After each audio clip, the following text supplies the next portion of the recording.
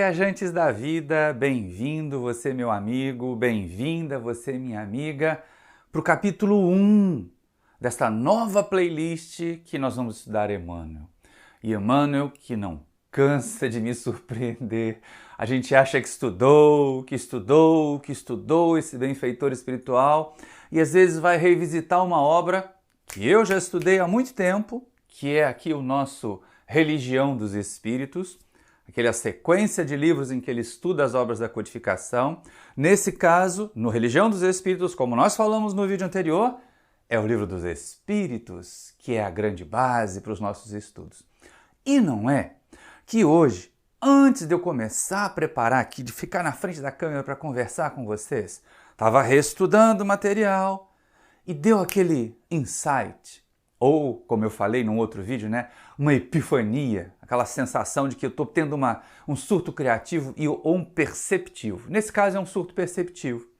Porque olha só, gente, nós hoje vamos para o capítulo 1 aqui do livro Religião dos Espíritos, um capítulo, um texto que foi psicografado no dia 5 de janeiro de 1959, 64 anos atrás. Nós estamos em 2023, quando eu estou gravando esse vídeo. E não é que parece que foi escrito ontem, para aplacar essas confusões que nós estamos tendo aí desde 2013, desde 10 anos atrás. Quando a gente começou a ver uma divisão cada vez mais intensa, quando a gente começou a perceber uma intolerância cada vez maior em relação aos diferentes. Pois é, Emmanuel, lá nesse dia aí, dia 5 de janeiro de 59, ele pegou a questão 887 do Livro dos Espíritos, tá? E traz para a gente uma reflexão muito interessante. Por quê? Porque aqui Allan Kardec vai fazer uma pergunta que muita gente se faz hoje. Não gosto do outro, o outro pensa diferente de mim, o outro tenta me prejudicar. Por que eu vou ser bonzinho com ele? É meu inimigo. E para os inimigos, tem gente que até inventa essa história, né? Amigo meu não tem defeito. Inimigo, se não tiver, a gente inventa. Pois é, exatamente nesse caso. E aí o Emmanuel deu o título de Se Tiveres Amor, que fica assim meio... Faltou uma interrogação ali? Faltou um ponto de interrogação? Pode ser que ele esteja perguntando para nós, como Allan Kardec perguntou para os amigos espirituais, como é que nós vamos nos relacionar com aqueles que se apresentam na nossa jornada como adversários do nosso sossego, da nossa paz, do nosso bem-estar, ou da nossa coletividade, ou dos seres queridos a nós. E é interessante a gente pensar assim, poxa, mas Emmanuel está estudando o Livro dos Espíritos, mas ao mesmo tempo, o Espiritismo traz a bandeira da mensagem de Jesus de volta. E Jesus, como Allan Kardec vai perguntar para os amigos espirituais, ele fala a respeito de amar os inimigos.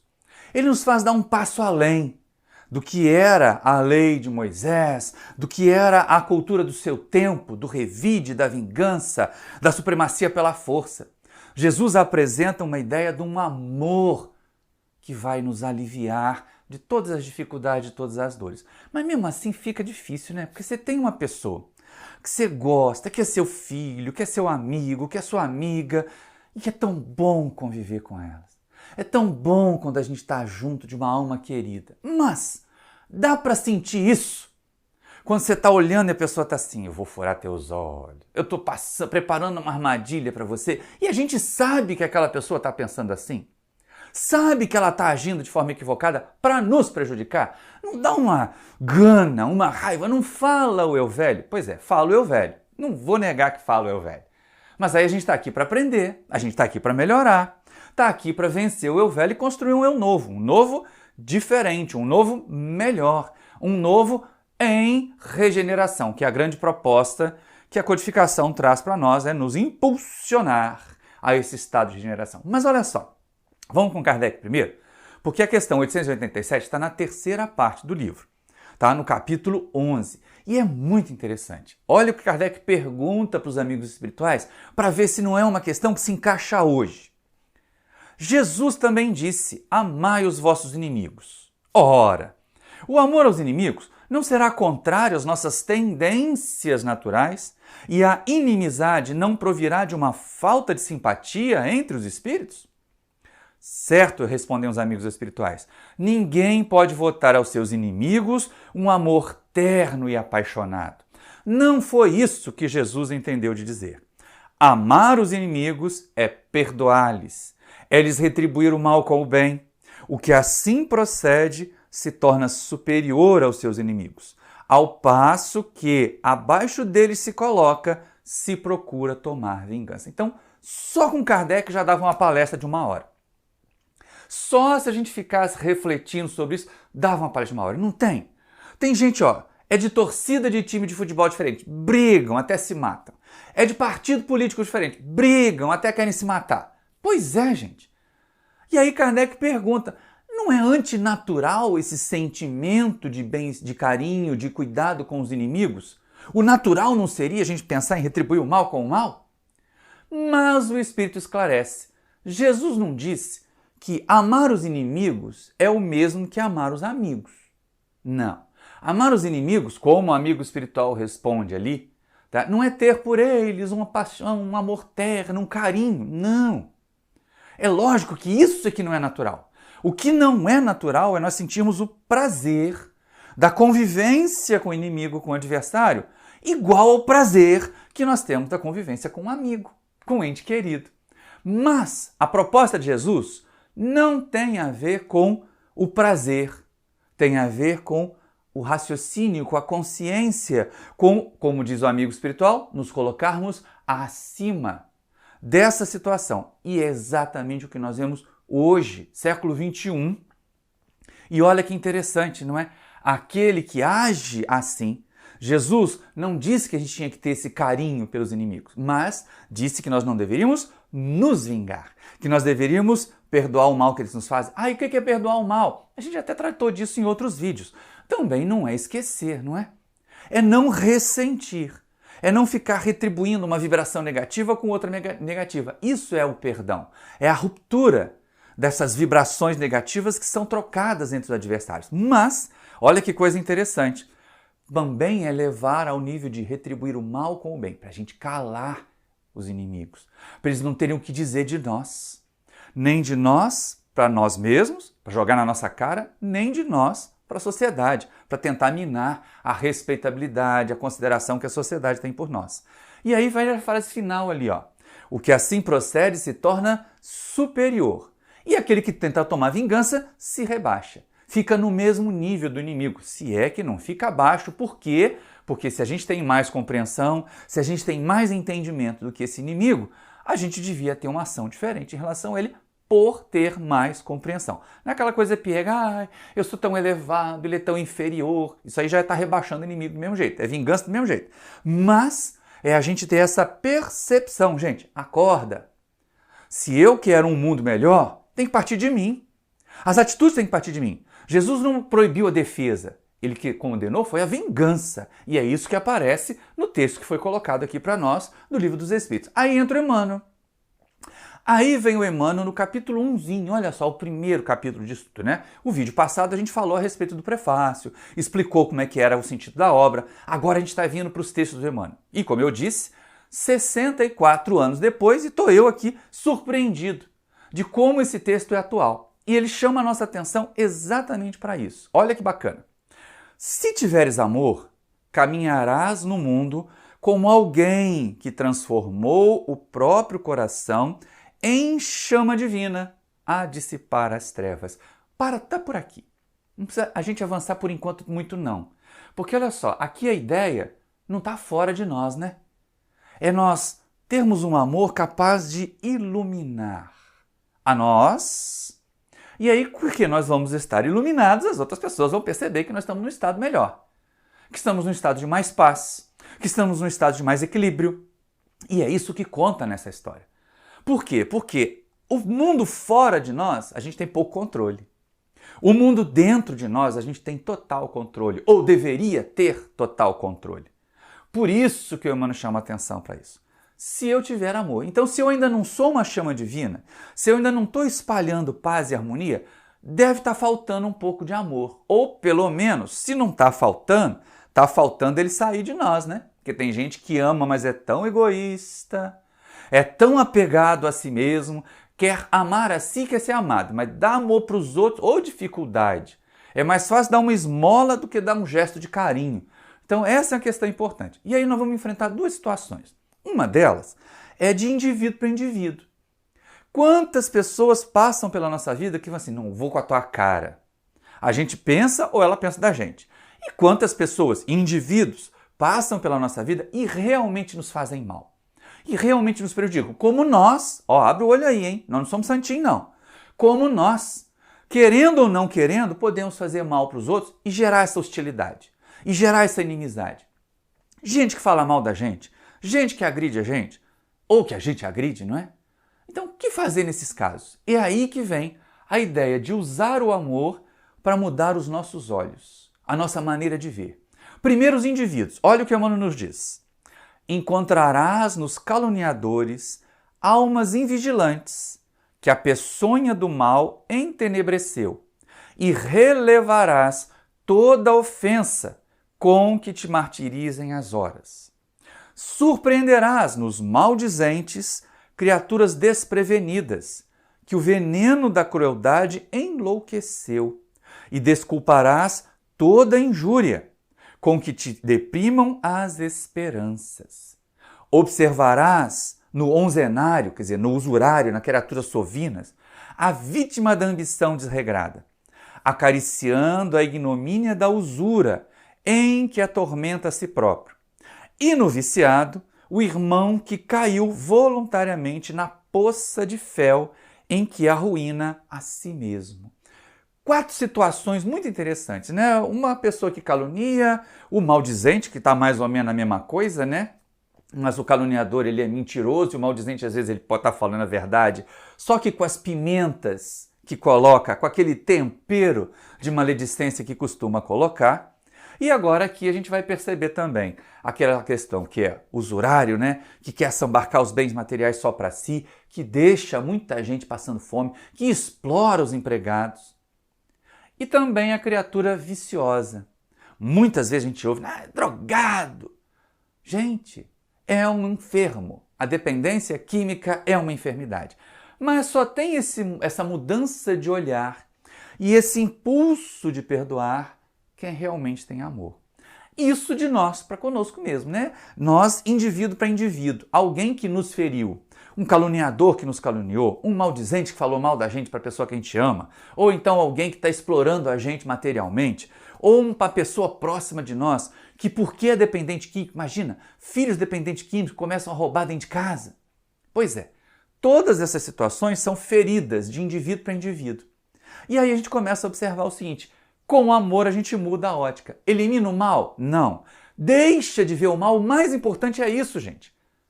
Quando vocês voltarem, podem até voltar ao vídeo, observa cada um dos slides que passaram aqui. Em momento algum o Emmanuel diz que a gente vai deixar de ver o mal. Deixar de perceber que a coisa estava errada. Mas vai reagir de uma forma diferente. Vai entender o caluniador como uma pessoa doente, vai ver o maldizente como uma pessoa envenenada, vai encarar o usuário como alguém que já é prisioneiro dele mesmo. Tem gente que é tão suvina que não gasta dinheiro nem consigo. E vai ver o dependente químico, e eles com todo o cuidado do mundo, né?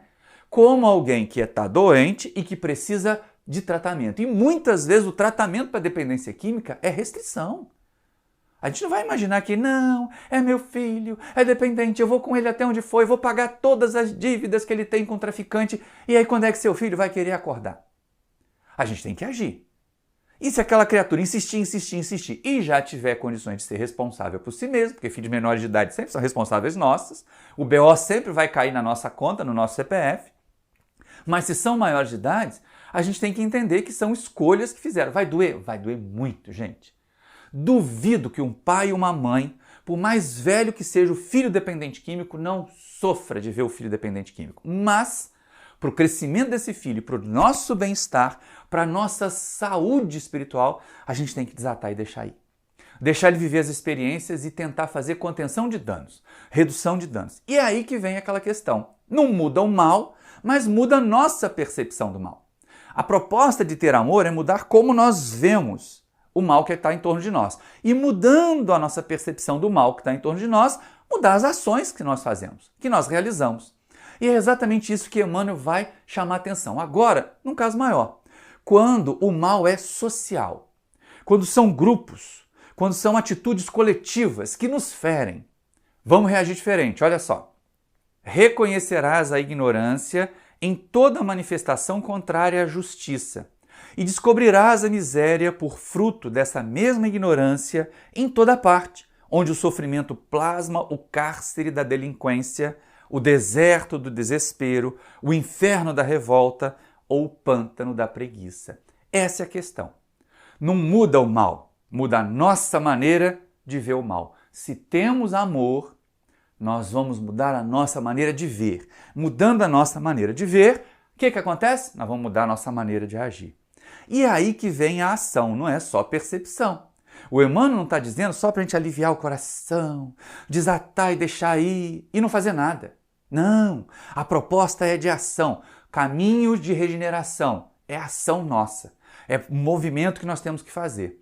E aí, se nós temos amor, vai deixar de acontecer ferimento? Vamos deixar de ser agredidos? A sociedade vai deixar de ser negativa conosco? Não, mas nós não vamos ser negativos com a sociedade. Olha isso.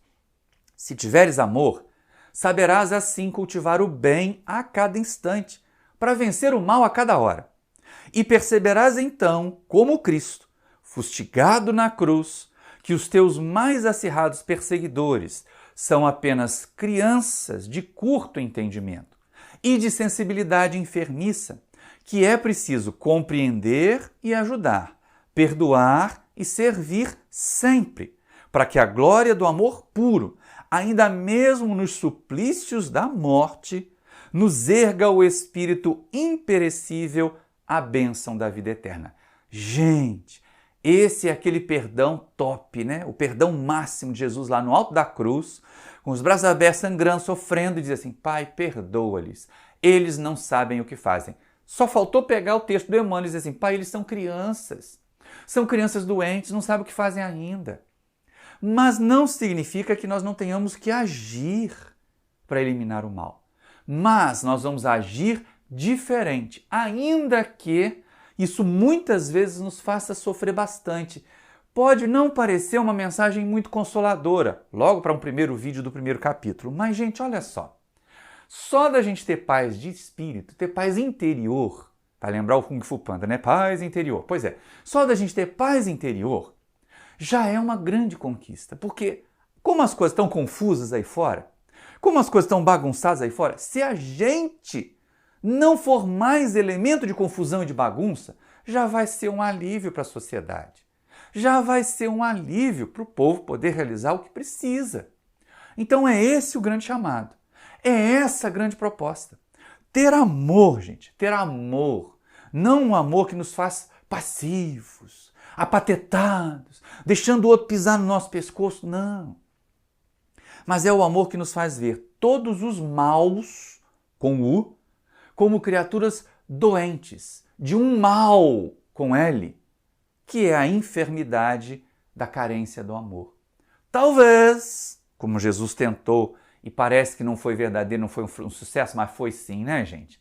Nenhuma proposta caminharia tantos séculos, tantos milênios, se ela não tivesse força e vigor. O amor que Jesus veio ensinar. É esse que precisa ser semeado aí na terra. É esse que a gente aprende aqui no Livro dos Espíritos, que não é trazer para tomar um chazinho na nossa casa, porque senão vai ficar cada um pensando que o outro envenenou o chá ou o sanduíche. Mas é não retaliar os adversários, é não aumentar o mal que já existe, porque o mal está aí para ser combatido, mas não no combatido da guerra, mas naquela primeira colocação que Emmanuel faz, ser a luz, a chama divina, que vai espantando as trevas. A falta de amor é treva dentro das criaturas, a falta de amor é treva dentro da sociedade. Se nós acendemos a luz do amor, nós vamos ser luz e vamos espantar as trevas, porque treva não existe, treva não tem substância. O que existe é a ausência de luz. Onde a luz aparece, a treva, racha fora, vai se esconder em outro canto, vai se esconder em outra caverna. Então vamos cultivar o amor. Mesmo que muitas vezes a gente chore, a gente sinta a dor, não negue a dor que você sente, das agressões dos adversários. Só não seja adversário. Só não seja você o agressor, a agressora. Isso já vai ser uma grande conquista e um imenso alívio para os nossos corações. Muito obrigado pela sua atenção. Espero que você tenha gostado desse vídeo. Se gostou, adiciona o sininho aí, se inscreve no canal, deixa o seu like, manda o link para outras pessoas, comente, para que a gente leve essa mensagem consoladora do Emmanuel e da doutrina espírita para outros corações que podem estar necessitando delas. Muita paz e até o próximo vídeo!